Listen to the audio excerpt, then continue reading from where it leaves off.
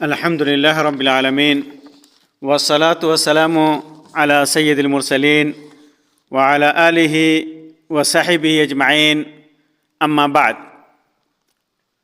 محترم بھائیوں، خلیجی ممالک میں جاری موجودہ بحران کے تناظر میں مملکت سعودی عرب کے اسلامی امور سے متعلق وزارہ نے ملک کے تمام خطبہ کو تاکید کی ہے کہ وہ اس جمعہ میں اپنے خطبہ کے اندر چند ضروری امور کی وضاحت کریں، ان امور کو موضوع بحث بنائیں اور مسلمانوں کو ان چند ضروری امور کی نصیحت اور تاکید فرمائیں، جن میں خاص طور سے سعودی عرب میں امن و امان کی صورتحال اور اطمینان کی نعمت پر اللہ تعالیٰ کا شکر ادا کرنے، عام لوگوں کو موجودہ حالات اور بحران میں پڑنے سے بچنے کی تاکید کرنے اور انہیں ان کے دین و دنیا کے مفید کاموں میں مشغول رہنے کی ہدایت دینا ہے۔ یہ ہدایات چند نکات پر مبنی ہیں، جن میں پہلی چیز یا پہلا نکتہ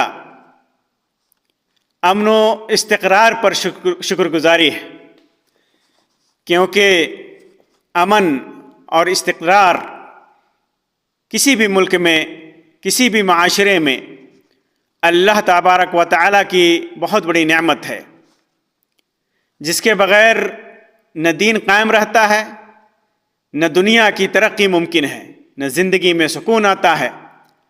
امن زندگی کی سب سے پہلی بنیاد ہے اور یہ وہ لباس ہے جس کے سائے تلے ہر طرح کی آسائش اور ترقی حاصل ہوتی ہے۔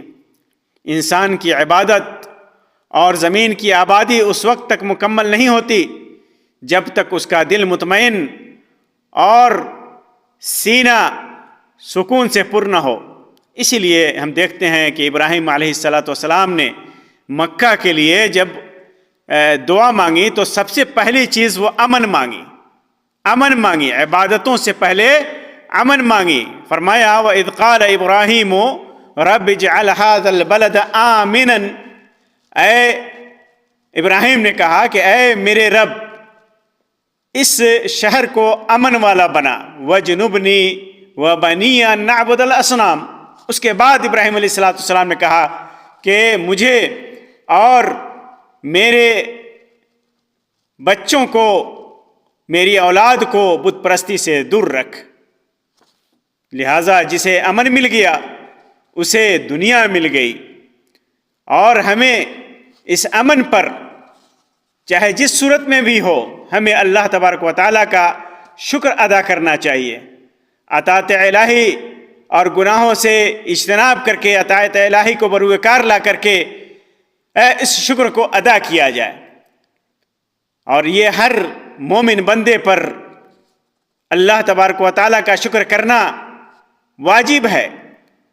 اور جب بندہ کسی بھی چیز پر اللہ تبارک و تعالیٰ کا شکر ادا کرتا ہے، کسی بھی نعمت پر، تو اللہ تبارک و تعالیٰ اسے مزید نعمتوں سے نوازتا ہے۔ اللہ تعالیٰ فرماتا ہے لَئِن شَكَرْتُمْ لَأَزِيدَنَّكُمْ، اگر تم شکر کرو گے تو میں تمہیں اور دوں گا۔ اور خطبے کا دوسرا نکتہ تھا افواہوں سے بچنا۔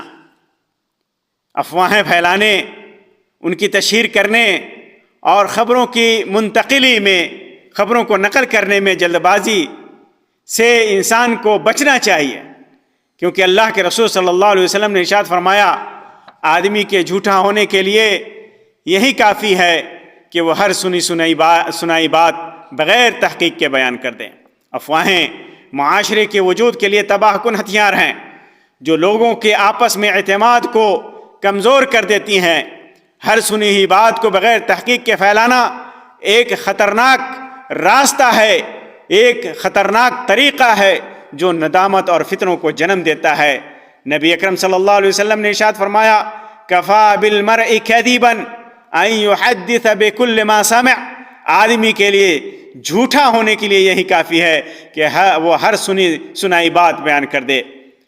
اس سے ہمیں امانت کی عظمت کا احساس دلایا گیا ہے کہ ہر سنی ہوئی بات بیان نہیں کی جاتی، اور نہ ہی ہر افواہ کو یقینی علم اور سچے تحقیق کے بغیر پھیلانا جائز ہے۔ یہ افواہ ہے جو یہ باتیں ہیں جو ہمارے سینوں میں امانت ہیں، یہ امانت ہیں، بغیر تحقیق کے اسے پھیلانا نہیں چاہیے، کیونکہ اگر بغیر تحقیق کے کوئی بات پھیلاتے ہیں تو ایک بڑا فتنہ پیدا ہو سکتا ہے۔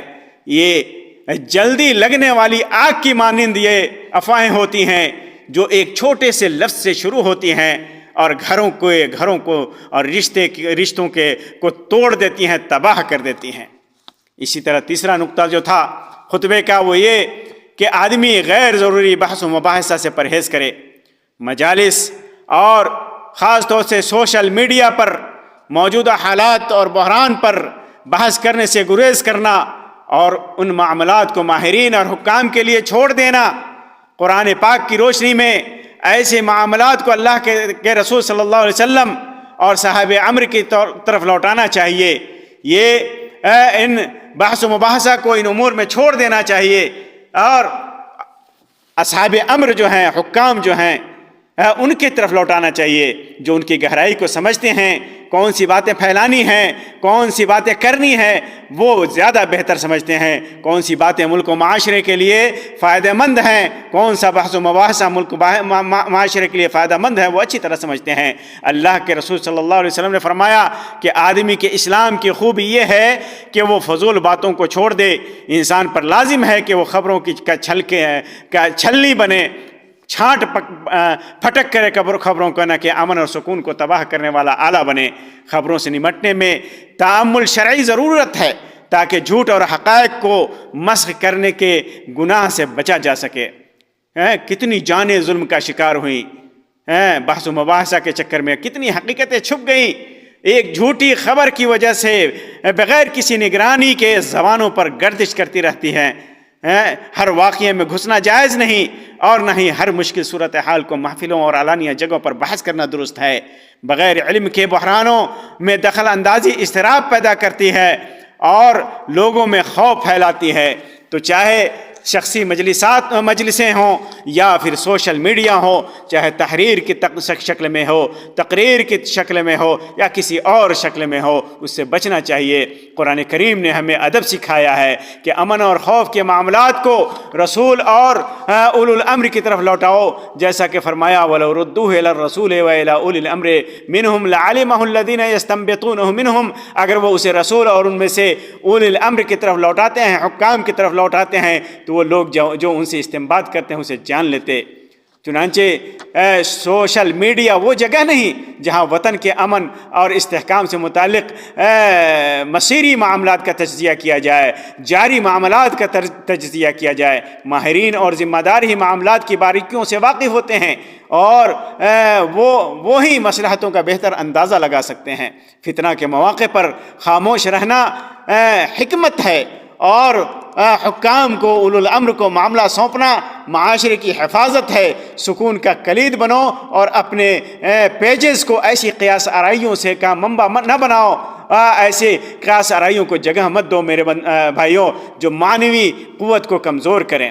اسی طرح ایک اور نقطہ تھا جو خطبے میں پیش کرنا تھا، سیکورٹی سے متعلق ویڈیوز پر پابندی۔ یہ ضروری ہے، سیکورٹی سے متعلقہ واقعات کی فلم بندی یا انہیں پھیلانے سے بچنا ضروری ہے، کیونکہ یہ خوف و ہراس پھیلانے، جان و مال کو خطرے میں ڈالنے اور دشمن کی مدد کرنے کے مترادف ہے۔ سیکورٹی سے متعلق ویڈیوز اور تصاویر بنانا اور پھیلانا ایک جرم ہے جو معاشرے کے ثبات کو تباہ کرتا ہے، معاشرے کی ترقی کو تباہ کرتا ہے، معاشرے کے امن کو برباد کرتا ہے، اس کے سکون کو خطرے میں ڈالتا ہے۔ یہ ویڈیوز کوئی صحافتی اسکوپ نہیں بلکہ افراتفری اور خوف پھیلانے کا ذریعہ ہے۔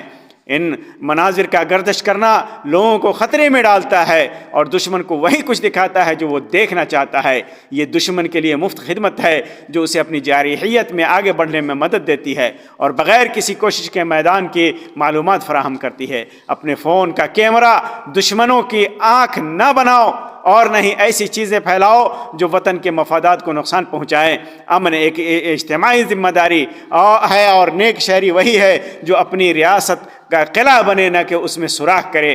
سیکورٹی تحرکات کی تصاویر اور مقامات کا دستاویزی بنانا ماہرین کو اپنے فرائض بطریق احسن اور محفوظ طریقے سے انجام دینے میں رکاوٹ ہے۔ فوج کے لیے مشکلات پیدا کرتی ہیں، حکومت کے لیے مشکلات پیدا کرتی ہیں، سماج معاشرے کو تباہ کرنے کا ذریعہ بنتی ہیں۔ اس لیے ہمیں شعور رکھنا چاہیے اور شیئر کرنے سے ایسے ویڈیوز کو اور تصاویر کو بچنا چاہیے۔ اسی طرح جو اگلا نقطہ تھا خطبے کا وہ یہ کہ دعا کی تاکید کی گئی تھی کہ اپنے وطن اور اس کے حکمرانوں کے لیے دعا کرنا چاہیے کہ اللہ ان کی حفاظت فرمائے اور وطن کی حفاظت کے لیے اللہ تبارک و تعالی انہیں توفیق دے۔ دعا بہترین عبادتوں میں سے ہے اور حکمرانوں کے لیے خاص طور سے یہ سچی وفاداری ہے۔ رائی کی اصلاح سے رعایا اصلاح پاتی ہے اور دعا سے اللہ مصیبتوں کو دور کرتا ہے اور آسمان سے برکتیں نازل کرتا ہے۔ اپنے وطن کے لیے کہ ترقی کے لیے اپنے دل میں جگہ دینا چاہیے اور دعا کرنا چاہیے کہ وطن کی ترقی کے لیے، اس کی سالمیت کے لیے جو بھی طریقہ ہو اللہ تبارک و تعالی اسے اس کی توفیق دے۔ اللہ تبارک و تعالی جب ہم ہاتھ اٹھاتے ہیں ملک اور قوم کی ترقی کے لیے اور حکام کی اصلاح کے لیے تو اللہ تبارک و تعالی اسے رد نہیں کرتا۔ خلاصہ یہ کہ امن کی قدر کرنی چاہیے، امن پر شکر ادا کرنا چاہیے، افواہوں اور غیر ضروری بحث سے بچنا چاہیے، سیکورٹی معاملات میں ذاتی مداخلت سے بچنا چاہیے، حساس مواد کو شیئر کرنے سے بچنا چاہیے۔ حکمرانوں اور فوج کے لیے اور سماج اور معاشرے کے لیے دعا کرنا چاہیے کہ اللہ تبارک و تعالیٰ اس نعمت امن کو قائم و دائم رکھے۔ اللہ تبارک و تعالیٰ سے دعا ہے کہ اللہ تبارک و تعالیٰ ہر حالات میں ہمیں اچھے راستے کی توفیق عطا فرمائے۔ اللہ تبارک و تعالی ہمارے ممالک کو، ہمارے قوم اور معاشرے کو سالمیت اور حفاظت کا راستہ اپنانے کی توفیق عطا فرمائے، قوم اور معاشرے کو امن اور امان کے ساتھ رکھے۔ آمین یا رب العالمین۔ وآخر دعوانا ان الحمد للہ رب العالمین وصلی اللہ علی خیر خلقہ وسلم۔